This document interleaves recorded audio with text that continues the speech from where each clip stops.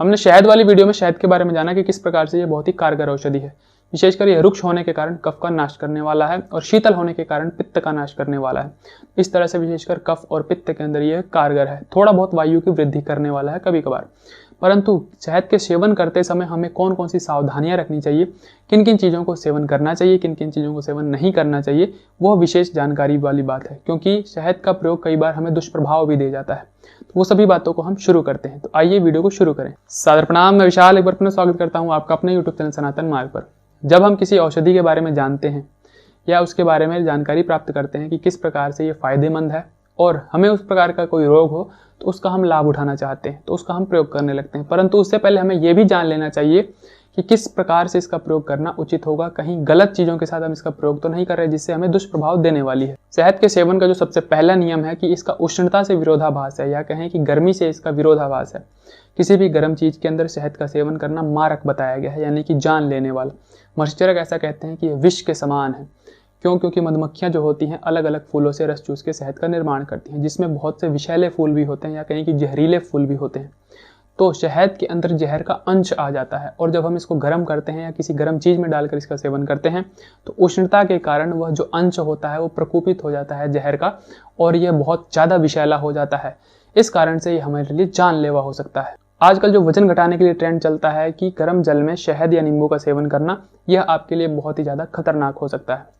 गर्म जल ही क्या, गर्म दूध, गर्म खाद्य पदार्थ, किसी के अंदर जो उष्ण हो, जिसके अंदर तापमान हो, टेम्परेचर हो, उसके अंदर शहद को डाल के नहीं प्रयोग किया जाता है। कोई भी चीज़ अगर तैयार भी की जाती है तो पहले उसे ठंडा होने दिया जाए, उसके बाद उसमें अगर मीठे के तौर पे शहद मिलाना है तो उसमें फिर मिश्रित किया जाए। उष्ण प्रदेशों में या कहें कि गर्म स्थान पर रहने वाले लोगों को भी शहद का प्रयोग अच्छा नहीं है।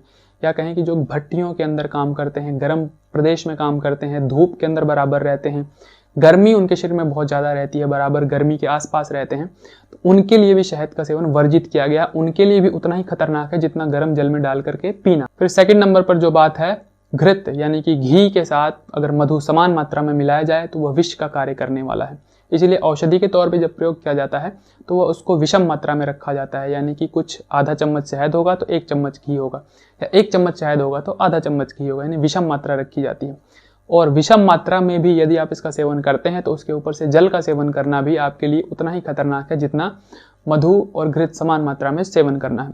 तो इसीलिए शहद और घी को बराबर मात्रा में सेवन करने से अवश्य बचें। मूली जो होती है शहद के विषैले प्रभाव को बढ़ाने वाली होती है, तो मूली के साथ शहद का सेवन करना, या कहें कि जब आप शहद का सेवन कर रहे हैं उस दौरान मूली का प्रयोग करना आपके लिए बिल्कुल भी अच्छा नहीं। मान लीजिए आप 10 दिन, महीना दिन शहद का प्रयोग कर रहे हैं तो उतने दिनों के लिए मूली को त्याग कर दी, क्योंकि वो उसके विषैले प्रभाव को यानी कहीं कि उसके टॉक्सिन्स को बढ़ाने वाली होती है। महर्षि चरक ऐसा कहते हैं कि मधु जो होता है गुरु रुक्ष कषाय और शीत होता है, ठंडा होता है। गुरु होता है भारी, रुक्ष यानी रूखा, साथ ही साथ कषैला होता है।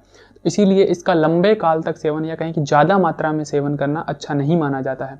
तो दिन के अंदर मुश्किल से 1 या 2 चम्मच, या बहुत ज़्यादा आपको ज़रूरत है उसकी, या बहुत ज़्यादा मोटे लोग हैं उनके लिए, या बहुत ज़्यादा कफ के विकार हैं उनको ज़्यादा से ज़्यादा 4 चम्मच प्रयोग कर सकते हैं। उससे अधिक सेवन करना आपके लिए हितकर नहीं होता है। फिर इसके कुछ प्रयोगों की बात करें तो बेसिकली ऑयली स्किन वालों के लिए, ऑयली स्किन कफ की निशानी है जिसमें से पस या खील मुहासे हो जाते हैं और पिंपल्स वगैरह की समस्या होती है, तो उसके अंदर आप इसका प्रयोग कर सकते हैं। डायरेक्ट इसको लगा सकते हैं, उसके ऊपर लेप इसका लगा सकते हैं, या कहें कि इसके अंदर आप नीम का पाउडर मिला लें तो और भी उत्तम हो जाएगा। नहीं नीम है तो आप हल्दी मिला सकते हैं।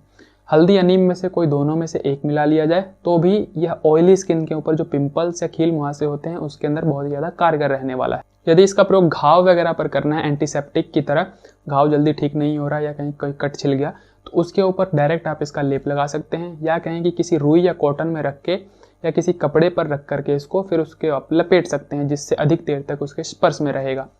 और कुष्ठ के अंदर या कहें कि स्किन डिसऑर्डर, बेसिकली वो जिसके अंदर क्लेद हो, नमी हो, वहाँ पर कफ की अधिकता हो या पित्त की अधिकता हो, दोनों के अंदर ही इसका प्रयोग किया जा सकता है। और उसका प्रयोग आंवले के अंदर करें या आंवले के साथ में करें तो कफ के कारण जो कुष्ठ होता है या स्किन का डिसऑर्डर होता है उसके अंदर बहुत ही ज़्यादा लाभ देने वाला है। 1 वर्ष से जो अधिक पुराना मधु या शहद हो जाता है वो विशेषकर त्रिदोष नाशक होता है, यानी कि तीनों दोषों के ऊपर अच्छा कार्य करने वाला होता है। अब बात करें इसकी शुद्धता की कुछ पहचान की, यानी कि किस प्रकार से हम पहचानें कि शहद शुद्ध है कि नहीं। देखिए, शहद अगर शुद्ध होगा बिल्कुल तो आप जब उसको पानी में डालेंगे तो वो डायरेक्ट डिजॉल्व नहीं होगा बिना आपके हिलाए या उसको चम्मच से मिलाए।